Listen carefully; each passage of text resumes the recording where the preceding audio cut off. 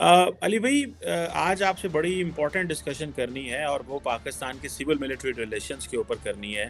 پچھلے 70-75 سالوں کے اندر پاکستان کے اندر یہ کہا جاتا ہے اور دیکھا بھی گیا ہے کہ جو ملٹری ہے، اس کا ڈیسیجن میکنگ پروسیس میں اس نے جو رول لیا ہے وہ بہت زیادہ رول آ گیا ہے۔ اس کے اوپر بات کرنا ہے، اس کی کیا وجوہات ہیں، اس کی ہسٹوریکل وجہ کیا ہیں، اور جو پولیٹیکل انسٹیٹیوشنز کی جو ڈی جنریشن ہے اس کو آپ کیسے دیکھتے ہیں؟ کیا پاکستان کے اندر کیا ابھی یہ جو ڈیولپمنٹ ہو رہی ہے کہ پاکستان کے جو آرمی چیف ہے اور جو پاکستان کی جو سیکیورٹی باقی جو ڈیپ اسٹیٹ کے لوگ ہیں وہ گئے ہیں پارلیمنٹ اور انہوں نے جا کے بات کی اور کہا ہے جی کہ پارلیمنٹ سپریم ہے، کانسٹیٹیوشن سپریم ہے، تو کیا آپ کو لگتا ہے کہ فوج کا کوئی اسٹریٹجک کلچر چینج ہو رہا ہے؟ How do you see these developments? Kindly ہمیں تھوڑا انلائٹن کریں ان ڈیولپمنٹس پہ۔ بہت شکریہ ڈاکٹر صاحب، آپ نے بہت اہم اور دلچسپ موضوع کا انتخاب کیا ہے۔ Thank you for the opportunity.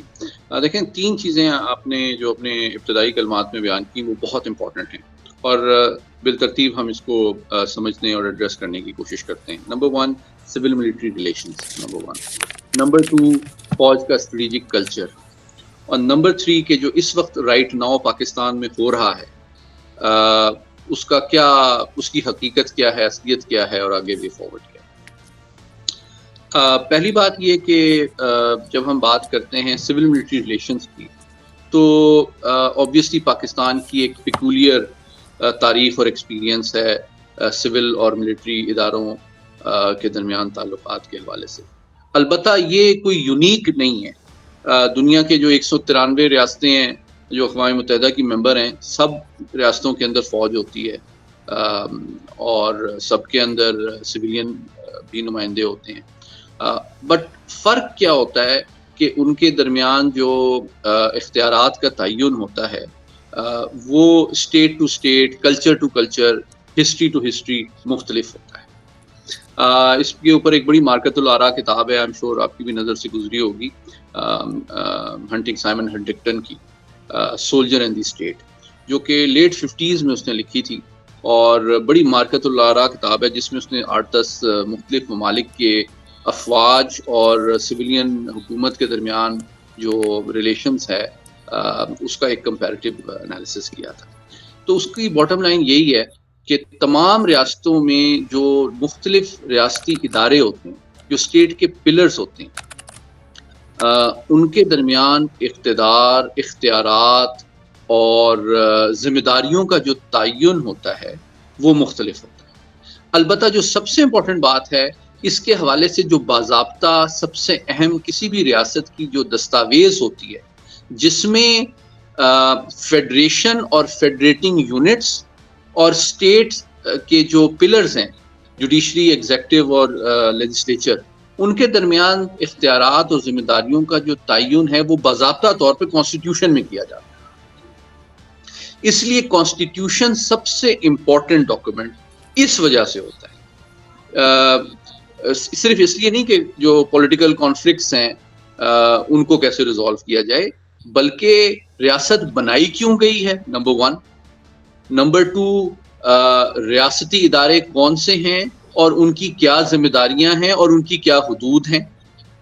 Number 3 کہ عوام کی جو خواہشات اور مفادات ہیں ان کا تعین، ان کا اظہار اور ان کو پالیسی میں اور فیصلہ سازی میں کیسے ٹرانسلیٹ کیا جائے گا، یہ ساری باتیں ایک آئین کسی ریاست کا متعین کرتا ہے۔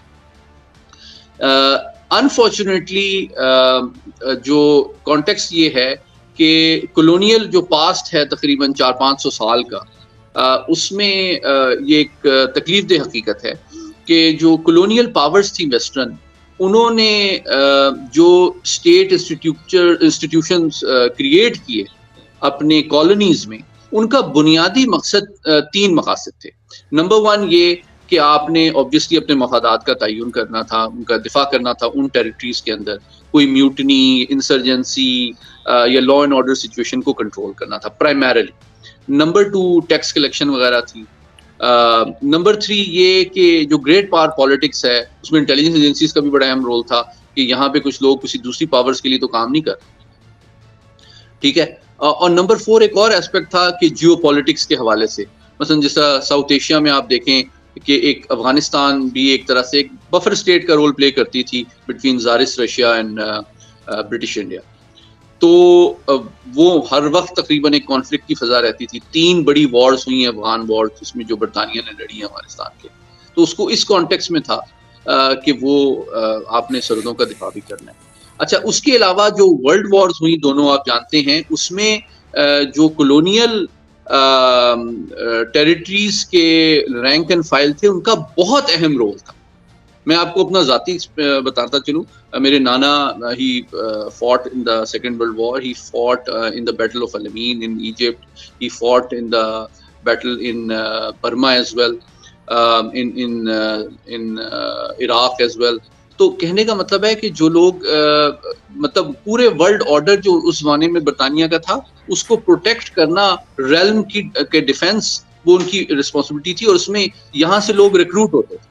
اچھا یہ ہسٹوریکل کانٹیکسٹ دینا اس لیے ضروری ہے کہ آپ جیسے ہی 1947 میں پاکستان کا قیام معرض وجود میں آتا ہے تو آپ یہ توقع کرتے ہیں کہ یہ ریاستی ادارے, چاہے وہ جوڈیشری ہو, چاہے وہ سول سروس ہو, چاہے فوج ہو, وہ تمام کا بنیادی ان کی جو ٹریننگ تھی, ریکروٹمنٹ تھی, سلیکشن تھی, ان کا جو کلچر تھا, ان کی جو سوچ تھی, وہ ایک براؤن صاحب کی سوچ تھی کہ جی ان کا کام گورے کے لیے کالے کو کنٹرول, ایکسپلائٹ اور مینج کرنا ہے.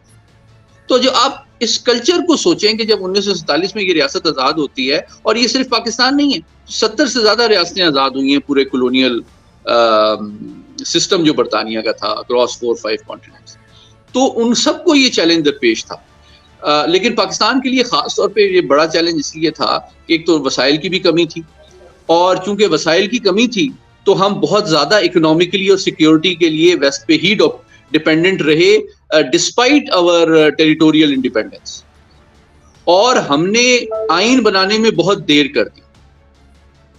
جب ہم نے آئین بنانے میں دیر کی تو ان اداروں کے کلچر, تھنکنگ, سوچ, اختیارات کے تعین میں بہت دیر ہوئی, اور اسی پرابلم کی وجہ سے بنیادی طور پہ یہ کانسٹیٹیوشنل کرائسس تھا یا اس کا گیپ تھا جس کے اندر مختلف اداروں کے درمیان پاور اسٹرگل پلے آؤٹ ہوئی at the cost of Pakistan national security, اور ہمارا آدھا ملک جو ہے ہم سے جدا ہو گیا. یہ ایک بہت امپورٹنٹ کانٹیکسٹ ہے. اس میں ہم افراد کے اوپر فوکس کرتے ہیں کہ جی یحییٰ خان صحیح تھے یا بھٹو صاحب صحیح تھے یا بنگالی لیڈر صحیح تھے. اصل معاملہ یہ ہے کہ جب اختیارات کا تعین ہی عوام کی خواہشات اور قومی مفادات کے تحت نہیں ہوگا تو وہ دستاویز بھی عوام میں مقبول اور ایکسیپٹیبل نہیں ہوگی, اور نہ ہی اس کا نفاذ صحیح طرح ہو سکے.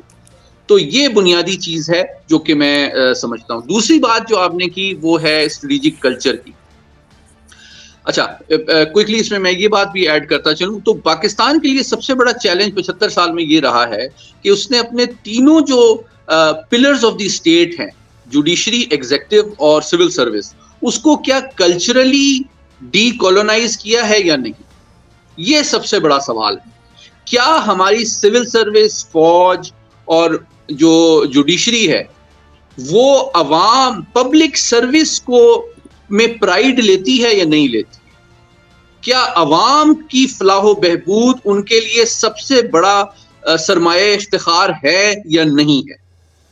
یہ اگر ان کی کور ویلیو, ان کی ٹریننگ, سلیکشن اور انوائرمنٹ اور کلچر میں نہ ہو تو ان سے یہ توقع کرنا کہ وہ آ کے عوام کی فلاح و بہبود اور خوشحالی کے لیے قربانیاں دیں گے اور وسائل کی کمی کے باوجود بہت اچھا کام کریں گے اور ایلیٹ کو سرو کرنے کے بجائے عوام کو سرو کریں گے, یہ میری ناقص رائے میں ایک غیر حقیقت پسندانہ توقع ہے. یہ پہلی بات ہے. تو اس کے لیے سب سے امپورٹنٹ چیز یہ ہے کہ چاہے وہ آپ کی سول سروس ہو, چاہے آپ کی فورن سروس ہو, چاہے آپ کی ملٹری ہو, چاہے آپ کی جوڈیشل اکیڈمیز ہوں, ان میں یہ سوچ, یہ کلچر, یہ ویلیوز کو چینج کرنا بہت ضروری ہے جس میں عوام کی سروس آپ کے لیے ایک matter of pride and satisfaction ہونی چاہیے. نمبر 1. अब हम आते हैं फौज के स्ट्रेटेजिक कल्चर की तरफ, जो दूसरा है पहलू है आपका, जो बहुत इंपॉर्टेंट है। मैं समझता हूँ कि जो पाकिस्तान के आर्मी चीफ अभी गए हमारे नेशनल असेंबली की नेशनल सिक्योरिटी की कमेटी के सामने पेश हुए, उनके साथ DGISI और DGMO भी थे। और अच्छा, पाकिस्तान की फौजी क़यादत कई मौक़ों पे इससे पहले भी ब्रीफिंग्स देती रही है।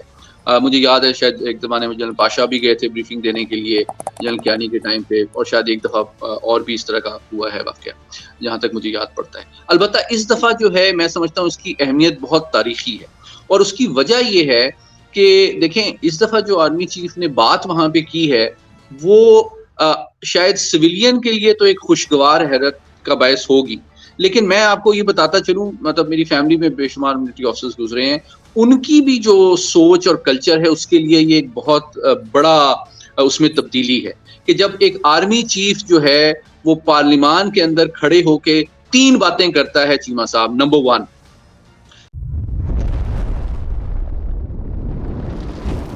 एकलव्य न्यूज इंडिया, अंतर्राष्ट्रीय खबरों का मंच।